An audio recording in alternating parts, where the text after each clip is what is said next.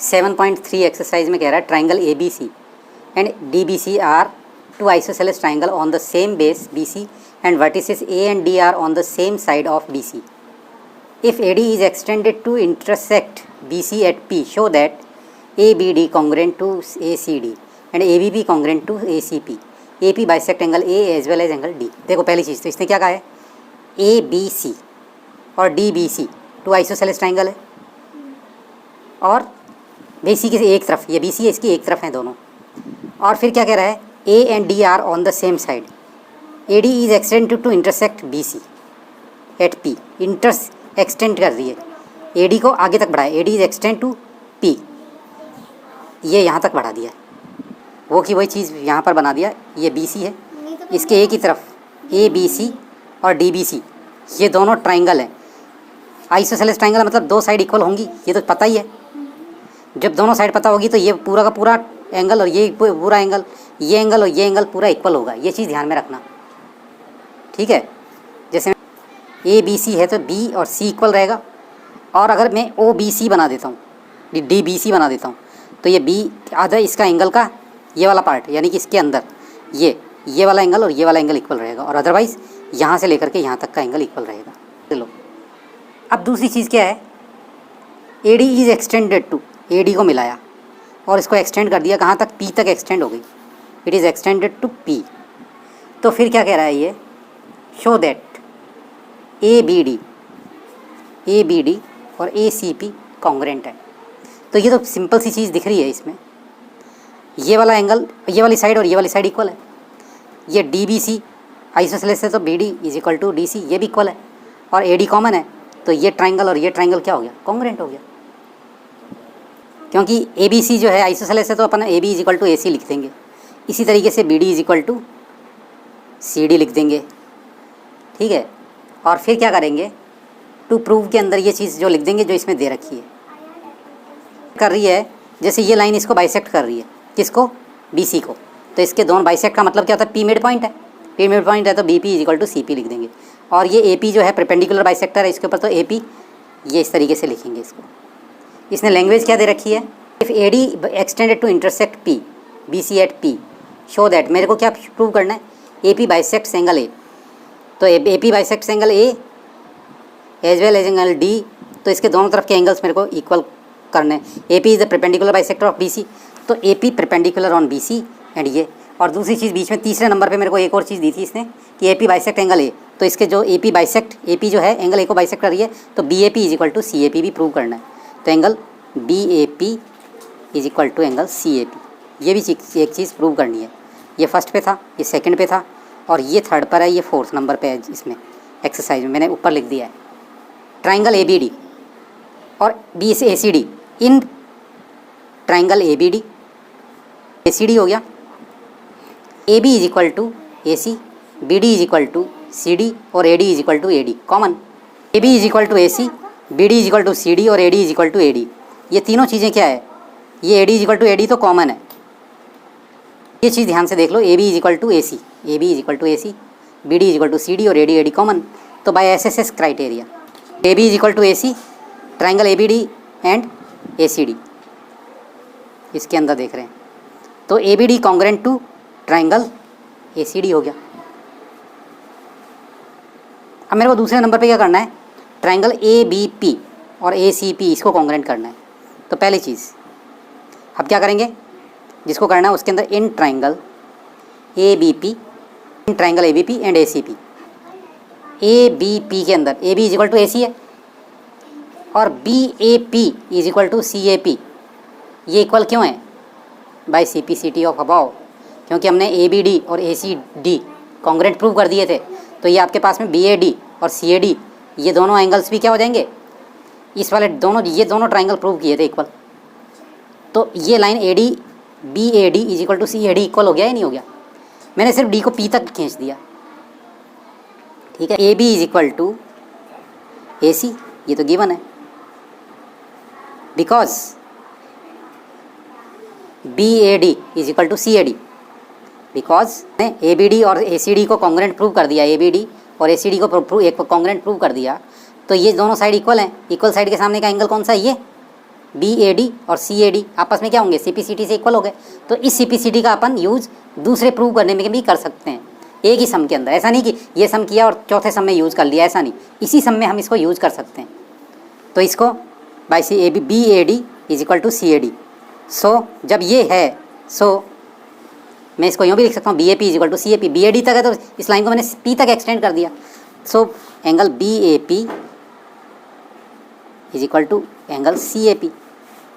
और दूसरी चीज़ क्या है, AP, ये एक तो ये साइड इसके बराबर हो गई, ये एंगल इस एंगल के बराबर हो गया, और AP क्या है, दोनों में कॉमन है, AP is equal to AP and AP is equal to AP common. तो ये साइड, ये एंगल और ये साइड, इससे क्या हो गया, बाय SAS गिवन से ये हो गया by SAS rule ABP congruent to ACP। ये आपका ABP और ACP कॉन्ग्रेंट हो गया, अपने आप ही प्रूव हो गई। BAP कॉन्ग्रेंट टू CAP तीसरे नंबर पे करना है, ये पहले नंबर का प्रूव हो गया, इसको आप नंबर डाल दो, फर्स्ट नंबर का आंसर, ये सेकंड नंबर का आंसर। और BAP is equal to CAP मैंने कर ही दिया था, ये एंगल का अपन ने BAP is equal to CAP use कर ही लिया था, तो BAP is equal to CAP by above, third का आंसर हो गया। अब D को भी बाइसेक्ट कर रहा है, तो सिंपल सी चीज़ है, आपका ADB और ADC भी क्या हो जाएगा, CPCT से इक्वल। तो angle ADB is equal to ADC, ये ADB और ADC बाय CPCT से हो जाएगा। जब ये हो गए, दोनों को 180 में से माइनस कर दो, दोनों को 180 में से माइनस कर दिया। अब देख लो, ये जो तुम्हारा ट्राइंगल है ADB, 180 में से ADB को माइनस कर दिया, ये पूरी स्ट्रेट लाइन है यहाँ तक, ये यूँ समझ लो, ये A है, ये D है, ये B है। 180 में से ADB को माइनस कर दिया तो क्या बचेगा आपके पास में, BDP, ये बचेगा। इसी तरीके से 180 में से ADC को माइनस कर दिया तो क्या आएगा, CDP। तो ये इसकी जगह क्या लिख दूंगा मैं, BDP is equal to CDP। तो ये आपके तीसरी चीज़ के दूसरा पार्ट इक्वल हो गया। ये तो पूछा था कि A को कर रहा है, तो ये एंगल D को भी बाइसेक्ट कर रहा है, तो BDP, D को बाइसेक्ट कर रहा है ना, BDP और CDP इक्वल हो गए, तो D को बाइसेक्ट कर रहा है, ये चीज़ लिखनी है अपने को। अब क्या कह रहा है ये कि AP is the perpendicular bisector of BC। तो पहली चीज़, परपेंडिकुलर बाइसेक्टर कैसे प्रूव करेंगे अपने को, इसको मेरे को क्या करना है कि ये जो है इसको और इसको इक्वल प्रूव करना है, और इसको 90 डिग्री प्रूव करना है। तो पहली चीज़, तुम्हारे पास में ये एंगल और ये एंगल इक्वल है, ये साइड और ये साइड इक्वल है, और ये कॉमन है, तो क्या हो गया, ऐसे ऐसे क्या हो गया, कॉन्ग्रेंट हो गया। जब ये कॉन्ग्रेंट हो गया तो ये ट्राइंगल और ये ट्राइंगल इक्वल हो गया। जब ये दोनों ट्राइंगल इक्वल हो गए तो ये और ये CPCT से इक्वल हो जाएंगे। तो अपन क्या करेंगे, पहले इन ट्राइंगल BDP, डायग्राम दोबारा बनाने की जरूरत नहीं है, D is equal to CD by above CPCT, जो पुराना किया उससे उसको यूज़ करेंगे, और BDP is equal to CDP, कौन सा, ये, और CDP अभी प्रूव किया था ऊपर से। और आपके पास में DP is equal to DP क्या है, कॉमन है, ये भी by above as it is line खींच दो, और ये कॉमन है।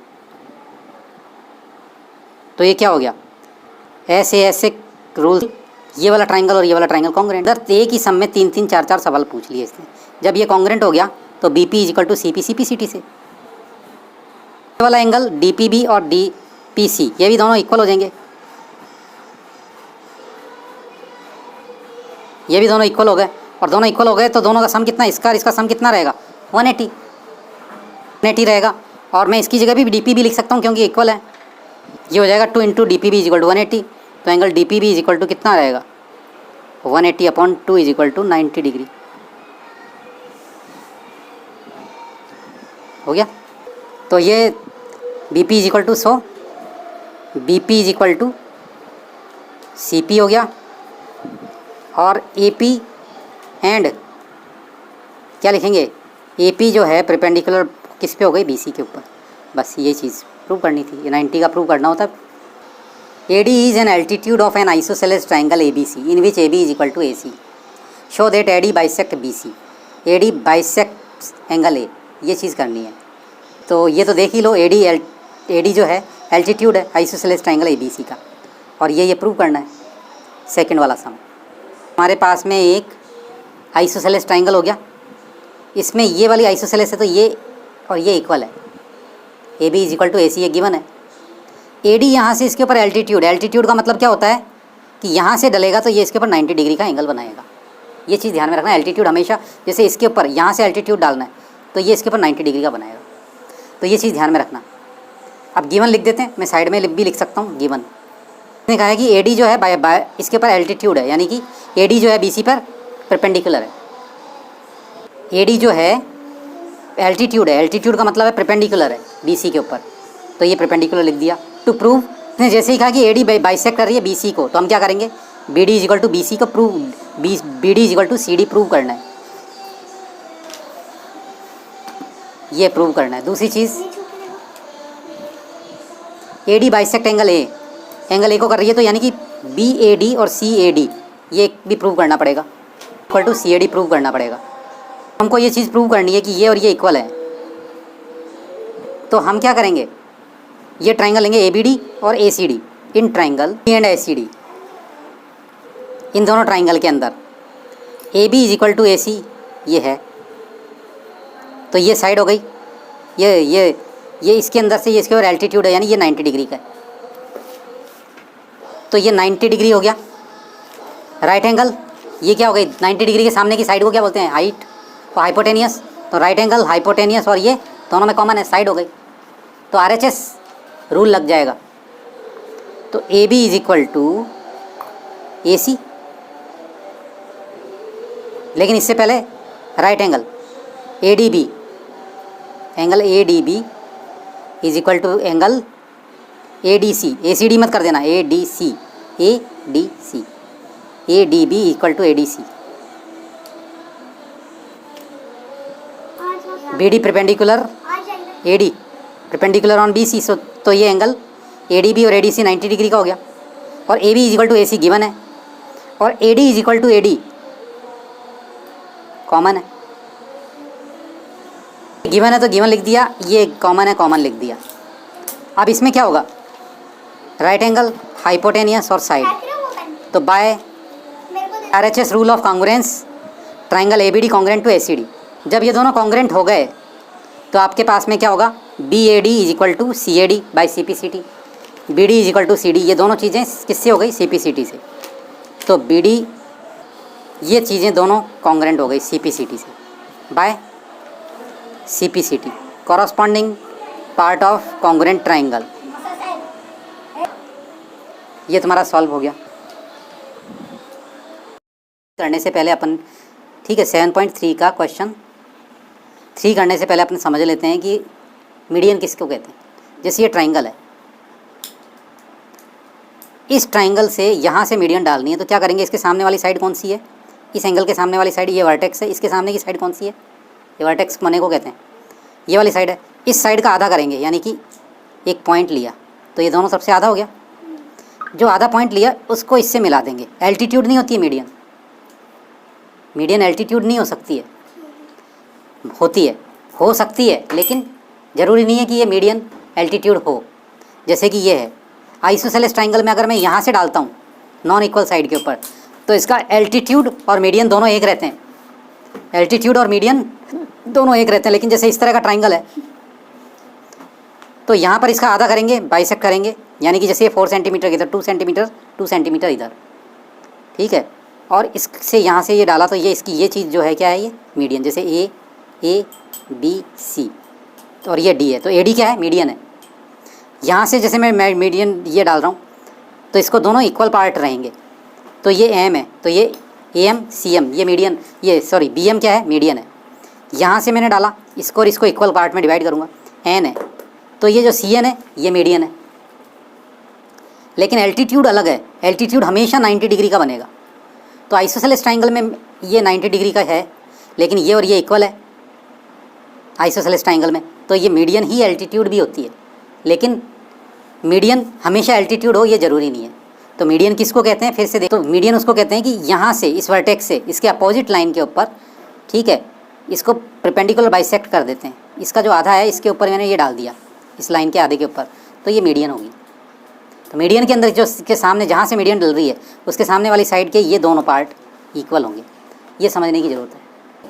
2 sides AB and BC and median AM of one triangle ABC are respectively equal to side PQ Q are